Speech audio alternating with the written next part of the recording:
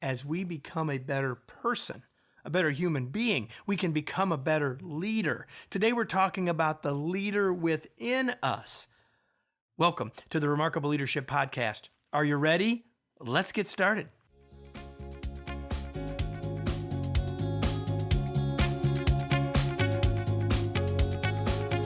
Welcome to the Remarkable Leadership Podcast. We are here each week to help you lead more confidently and make a bigger difference, both professionally and personally. This episode is sponsored by From Manager to Remarkable Leader, Kevin's flagship workshop based on his proven leadership model. Learn more at remarkablepodcast.com/manager. And now here's your host, Kevin. Hey, everybody, and welcome to another episode of an exciting episode of the Remarkable Leadership Podcast. So glad that you are here. Our guest today, well, we'll just say he's well accomplished. Let me tell you a little bit about him. His name is Warren Rustand. He is an entrepreneur, corporate leader, and the author of a brand new book, The Leader Within Us: Mindset, Principles, and Tools for a Life by Design. Selected as a White House Fellow in 1973. He was a special assistant to the Secretary of Commerce and co-led the first ever executive level trade mission to the Soviet Union. He also served as appointments and cabinet secretary to President Gerald Ford. A former academic All-American basketball player at the University of Arizona, he's been the CEO of, get this, 6 companies and served on the board of directors of more than 50 for-profit and not-for-profit organizations. He's also an educator and well-known speaker, and for 30 years led a public policy private sector conference in Washington, D.C., all for CEOs. He currently is the Dean of Learning for the Entrepreneurs Organization's Global Leadership Academy. And today he is our guest. Warren, welcome. Thank you very much, Kevin. It's great to be here this morning. It is a pleasure to have you with me all the way from Tucson, Arizona. So for all of you that are watching or listening, it's Indianapolis and Tucson today. And so, Warren, that introduction gave people a small smidge of the life experiences that you've had. Tell us a little bit, and the book is full of stories, but I'd like you to tell just very briefly a little bit about your story. Tell us a little bit about the journey that leads you from Minnesota and Southern California to 6-time CEO and 100 other things. Just real quickly, how did that all come together for you?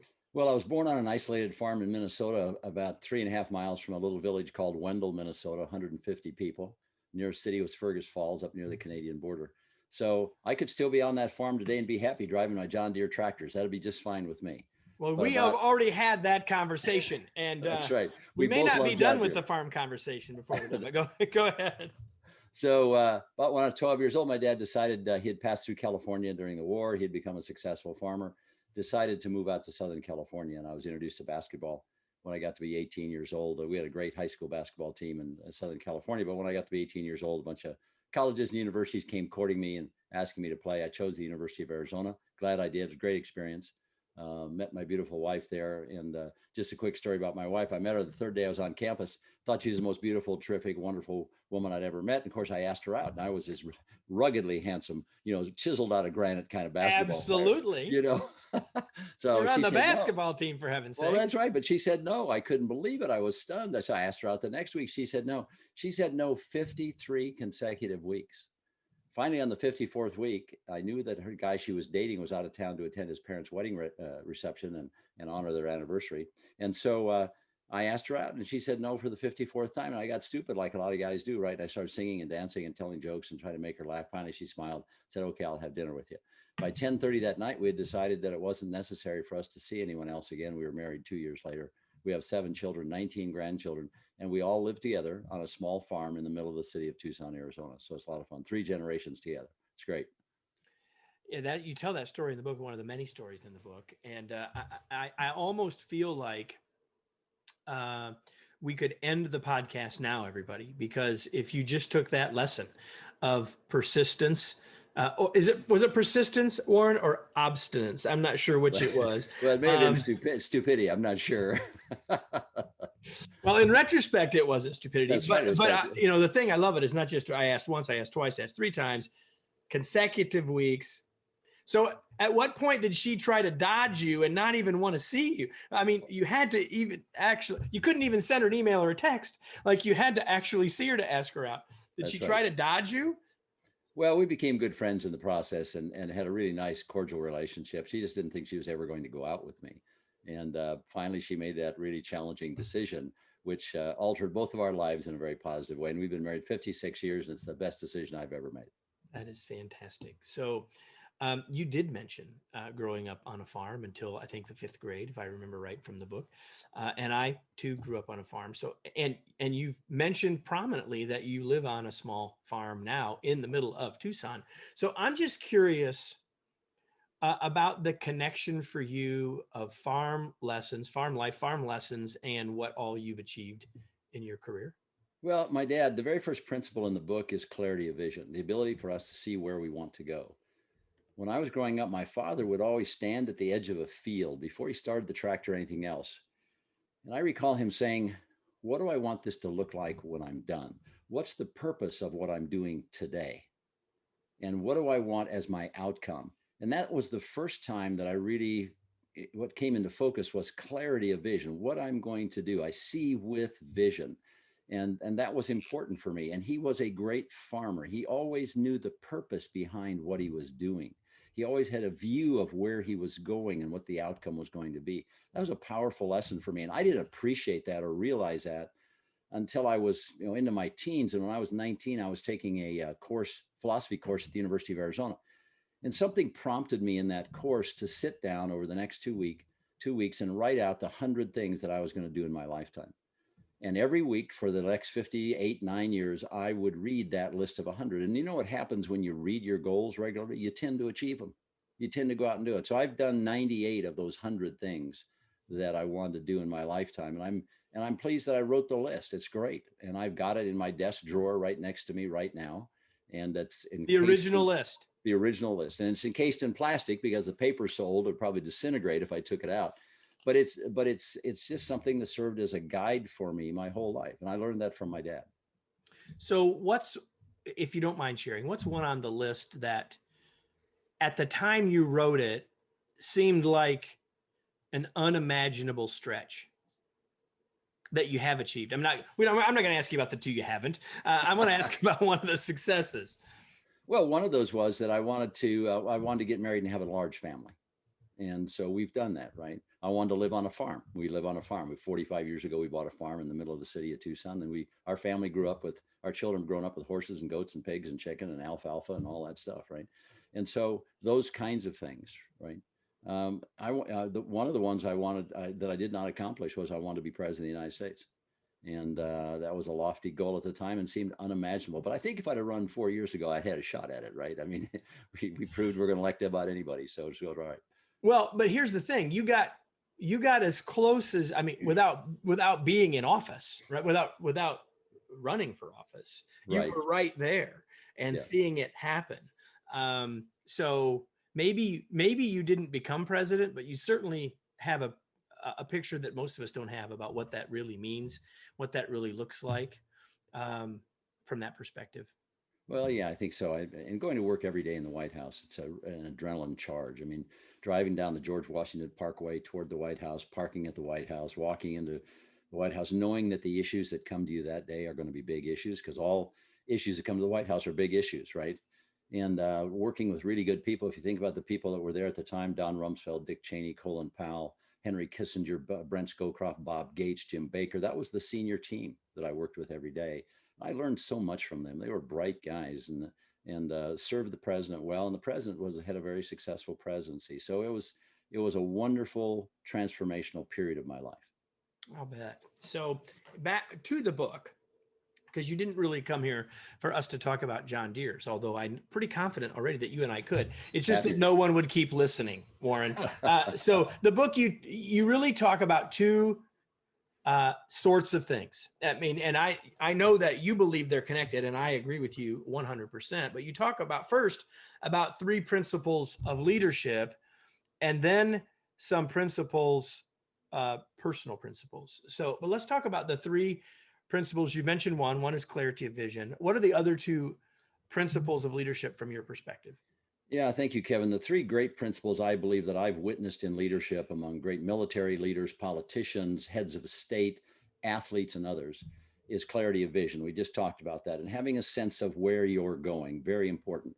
The second then is certainty of intent, meaning once I know where I'm going, I need to act on that intentionally every day because that assures me that I'll get there or get close. Mm-hmm. And then the last one is the power of values. How we live our lives matters because we serve as a model for other generations. And we need to understand that every action that we take is observed by someone. There are very few things that we do in isolation, complete isolation.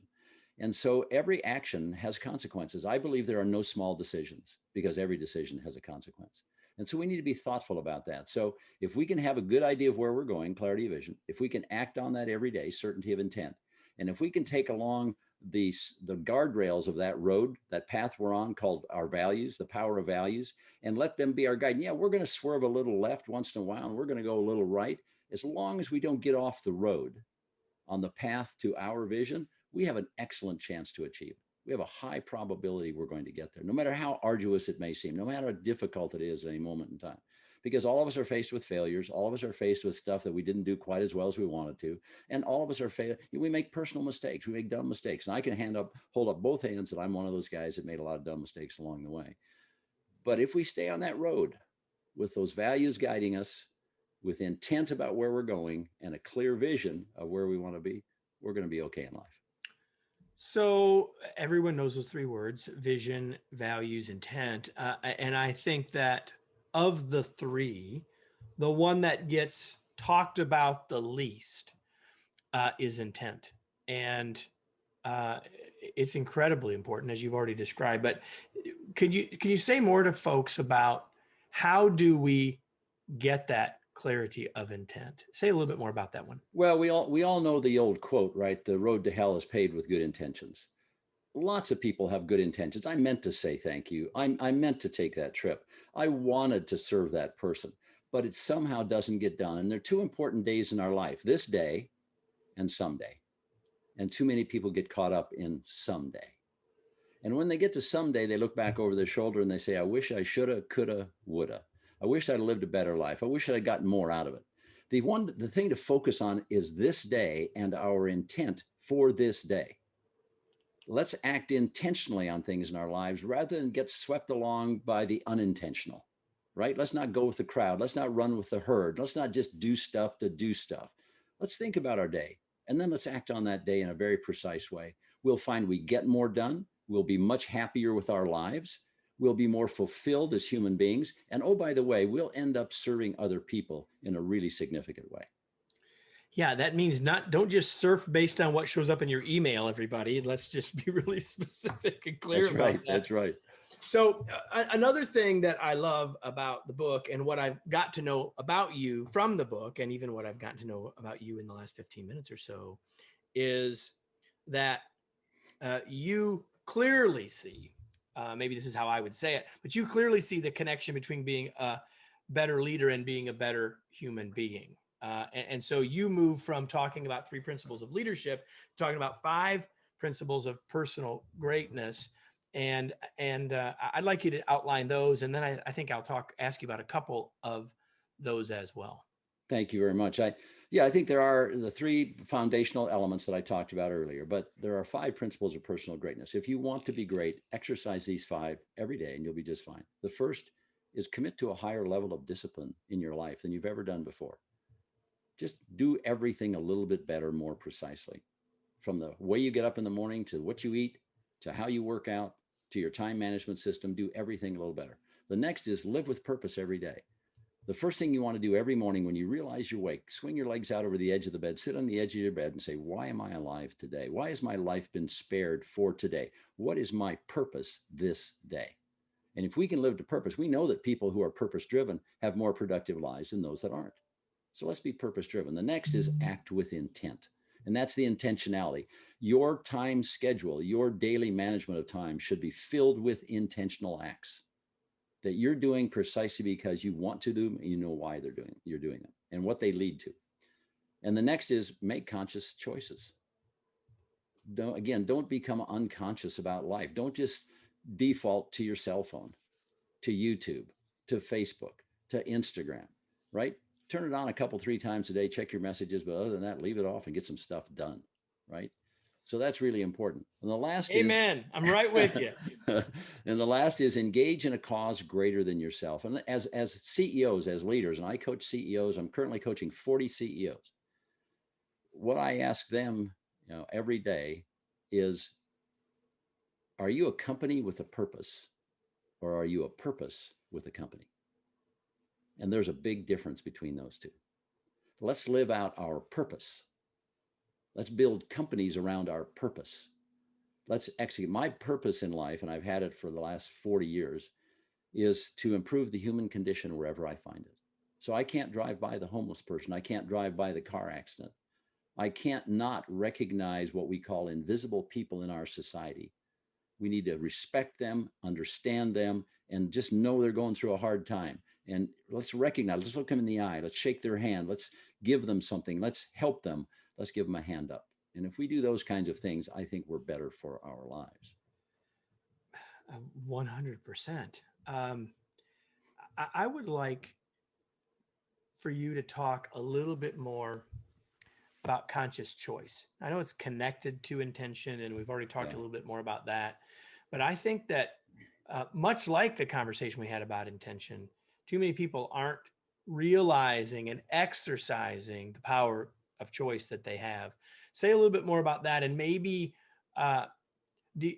because you have so many stories in the book, is there a story that maybe you could illustrate conscious choice? Yes. Okay. So conscious choice is an interesting one. We have about 40 million stimuli coming into our brain every day. And I call that voices and choices, right? We get lots of voices in our head, lots of things being sold to us, lots of stuff. But what we have to do as an individual is choose the voices we're going to listen to, make choice about where we're going. So I really believe that every day we're forced with making conscious choices. And they need to be good decisions. And they need to be tied to something grander than just a simple choice. It's everything from how we get up to what we eat, to whether we exercise, to how we manage our time, to who we see, to the relationships in which we engage, to how we treat our family. Those are all choices. The greatest gift I think we've been given is free agency. It's choice. It's the opportunity to choose. For good or for bad, we are all self-made people, for good or for bad. Okay, we all make those choices. A case in point, Mark Russo, custom home builder from Seattle, Washington, CEO, $50 million company, doing great. 2008, the financial crisis hits. By 2009, he has lost everything, all of his employees, his company, $3 million in debt. His home is repossessed. His cars are repossessed. He has nothing, less than nothing, in the fact that he owes $3 million to the bank. I met him in Miami, and we spent the first hour crying together. It was just very emotional because he was losing his family, losing his house, losing everything he had built over 20 years. And I said to him, what is it you want to do? He said, I want to be the most respected father and husband that I can imagine. And I want to rebuild my company and become a respected home builder once again. I said, well, Mark, let's set out to do that. We used the very principles in the book to do that. He followed them faithfully and religiously for a period of 7 or 8 years. So where's Mark today? He made conscious choices about what he was going to do all along the way. Well, Mark's not leading a $50 million company today. He's leading a $75 million company today. He's rebuilt the entire company. Totally different culture, totally different relationship with the people that work with him. He's got his wife back. They reconciled. His kids are really happy and solid. He's built that home, that dream home that he wanted on Mercer Island in Seattle. He's got all the things that he wanted to do. But more importantly, he is an enormously happy man because he's living out his purpose. He's living out his vision. And he is the kind of person he wants to be because he made conscious choices in everything he was going to do. So it's remarkable what we can do. And there's story after story in the book about people who have made those kinds of choices. and have a vision of where they want to go and then act intentionally every day. And when they do that, good things tend to happen. Now, that doesn't mean we can't have a virus. It doesn't mean we won't have problems. Okay. Those are just speed bumps on the road of life. Every generation has had them. We've got ours right now. We're right in the middle of it. And it's difficult and it's challenging. There's no question about that. But we can get through this. It's going to be fine on the other side. Yes, it is 100%. And so we are talking with Warren Rustand, whose new book is titled, I want to hear the last words because it relates to what we just said. The book is titled The Leader Within Us: Mindset, Principles, and Tools for a Life by Design. And if you were just listening to that story, Warren was talking about creating a life by design, intentionally, consciously. And I love that. So since you brought up the pandemic, thank you so much. What I believe is that we are currently, and it's going to be a little while before people hear what you and I are now saying now, but I believe that we're at a moment that matters and that the futures of businesses will be made by some real choices over the next few months that are literally about the future of work, where people will work, how they will work, and all of that. What's your thought about the future of work and how that will impact leaders and leadership? Well, if we go back and look at pandemics and epidemics and financial crisis and everything else, what we know is that crisis creates opportunity. And so there are those who in crisis stop focusing upstream at what's coming at them, and they start focusing downstream what they're going to be doing and what's going to happen. And I think there are about 12 major trends already identifiable that are coming out of this crisis, and people are already taking advantage of them. If we think back to the financial crisis of 2008, 9, 10, think of the great companies that were built during that period. Airbnb, Spotify, Shopify, Uber, Lyft, all came out of that crisis. A lot of people were sitting around moaning and groaning and complaining and, oh, woe is me. And other people were saying, hey, I understand we're in a bad time, but we're going to create something special out of this. Yep. The same thing is happening right now in online education, telemedicine, right? Geography no longer matters because you can work from anywhere you want to work. So you don't have to live and commute into a corporate headquarters anymore, right? There are a host of things. 3D printing, artificial intelligence is going to change the manufacturing and the supply chain management process completely in this country. Personalization and customization, right? We had about 26 to 28% of people who ordered online prior to this. There are about 75% that are ordering online today. It's going to change all of retail. It's going to change everything we're doing about how we order things and how personalized they are. You and I could go online today and we can order our clothes perfectly fit for us delivered tomorrow, right? I don't have to go to a store to do this anymore. So the changes that are coming out of this pandemic are going to be revolutionary. And we need to appreciate and understand where this country is going, where the world is going, and how we can do this. Just a quick aside, if I may. Our second oldest son and I were traveling in China, Thailand, and Vietnam in January and February of last year. We heard about this little village called Wuhan, and there was some kind of problem out there, but it was localized and it was going to be okay. Well, by the time we got home, it had blown up into a pandemic. And so we brought our family together, all 32 of us, and we sat down and said, okay, this pandemic, let's go back to 1918, 1919 and see what happened during the Spanish flu. We learned from that, and then we decided as a family, here's how we're going to organize ourselves. This is how we're going to protect our family. We're going to adopt a 2-year time horizon. So our horizon was from February of 2020 to February of 2022. We think that's the cycle, maybe a little longer, maybe a little shorter. So we built all of our resources around that. So we've had a vision, a 2-year vision, and acting intentionally on that vision, using the power of our values to drive that whole process. We do that every day. So for us, the pandemic has not been as challenging or difficult. Why? Because we have a plan to go through it. We have a plan to go through it. And I want everyone to hear too, that when you did, if you would have, or still would look back at the pandemic of 100 years ago, basically, you would find that it wasn't going to be over by Memorial Day. It wasn't going to be over by the 4th of July, et cetera. And so so many people get so wrapped up in thinking forward that they forget to look to the past. So I think that's worth noting. So I'll ask you one more question before we get to a couple of fun things and wrap up, Warren. And that is, so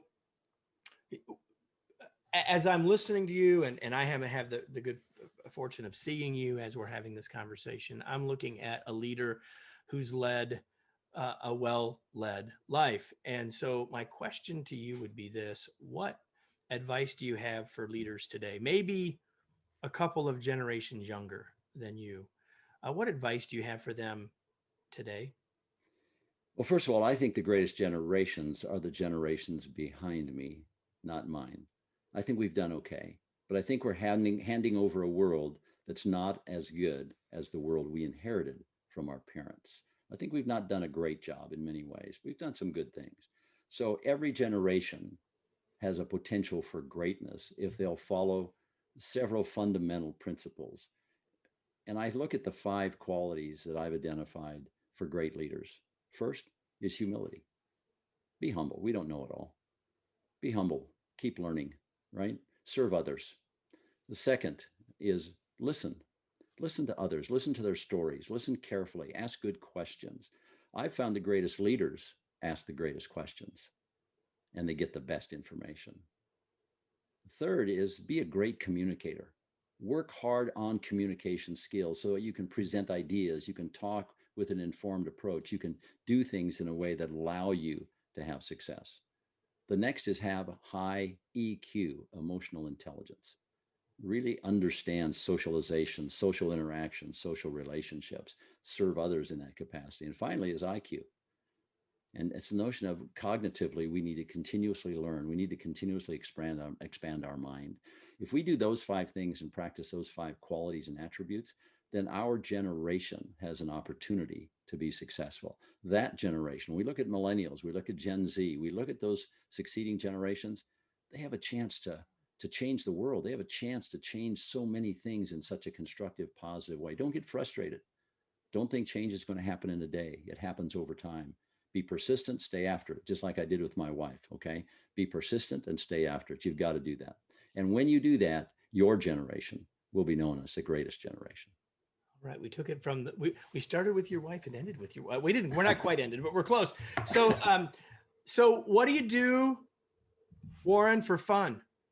Oh my goodness. Our family and I mean, we water ski and we race boats and we ride horses and we play games all the time. It's just, I think life is fun. Everything we do is fun. I think work should be fun. And let's make it that way, right? Life is to be enjoyed and we are to have joy and happiness. That's why we're here on earth, I think. Right. So I prompted you, I told you that I was going to ask you this question, but I'm going to ask you a second part of this question. So what are you reading these days, sir?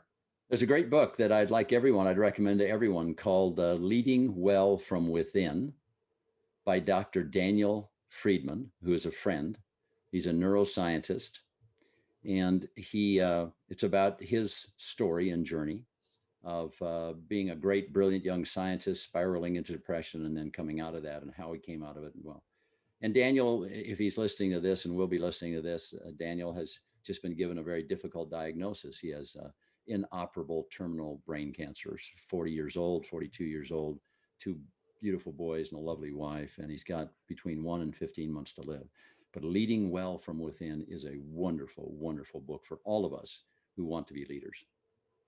Thank you for that. Now I'm going to ask you a question I didn't tell you. I just decided I was going to ask you, actually. So what's a book over the course of your life that has had a huge or an outsized impact? I won't say the book, but what's a book that's had an outsized impact on your viewpoint and your approach? Well, if you give me the pleasure of it, I'd name 2. The first is considered the greatest leadership book ever written by James McGregor Burns. The title of the book is Leadership. It's probably the seminal work ever written on leadership, and it's an extraordinary read. Not an easy read, but an extraordinary read. And when you come away from that, you'll understand the difference between transformational leadership and transactional leadership. It's a great book. The other one is a really short little primer from the Stoics, from Epictetus, and it's called The Manual for Living. It's 88 pages long, and it has powerful, powerful philosophy in it from the Stoics. I like the Stoics. Very simple, direct way of thinking about life. And every day I read from the Stoics, I read from the Manual for Living. I pick out a topic and read 2 or 3 paragraphs, and it creates a frame of reference for the day, which is really helpful. So those 2 books. Awesome. Thank you so much for that. So last question for you, Warren, where do you want to point people? Where can people find the book? Where do you want to point them? Anything at all you want to say about where people can find you or connect with you? Well, please come to website warrenrustand.com. You can find 18 episodes of Facebook Live, all on different topics. I started at the beginning of the pandemic and put those through the pandemic to help people. It's about leadership. It's about making choice and decisions. So that'd be good. We've got all kinds of YouTube stuff there and videos, and the book is there, and Amazon holds the book. Obviously, it'll be out on Kindle here very shortly, but I'd love to have you read it and send me your thoughts about it. I'd like to know what you think. The Leader Within Us, Mindset, Principles, and Tools for a Life by Design. Warren Rustand, thank you so much for being with us. But before Kevin, we go, thank you. Before we go, everybody, a question for all of you. I'm done asking Warren questions. Well, I can ask Warren questions all day, but here's a question for all of you. Now what? What action will you take as a result of this conversation? Because unless you act with intent, and unless you take a conscious choice to take what you heard and apply it, the value will be extremely limited. So the challenge for you is to say, what am I going to take from this? What am I going to do with what I just heard? Whether it's reading one of the books, including Warren's book, or whether that's one of the other ideas that we talked about throughout the last 35 minutes or so. That's how you'll get the greatest value from our time together. Warren, again, thank you so much for being here. It was an absolute pleasure to have you. Kevin, thank you very much for inviting me. And I know several of your listeners who think you do a phenomenal job of bringing important information to your listeners. So thank you so much for doing that and the work you're doing. We really appreciate it. It's my pleasure. And this episode, everybody, was brought to you, as many lately have been, by our new book, The Long Distance Teammate. Stay engaged and connected while working anywhere. You can learn more by going to longdistanceteammate.com, including getting an excerpt. Do that. And what you need to do is come back again next week, because next week we'll have another episode of the Remarkable Leadership Podcast right here. We'll see you then.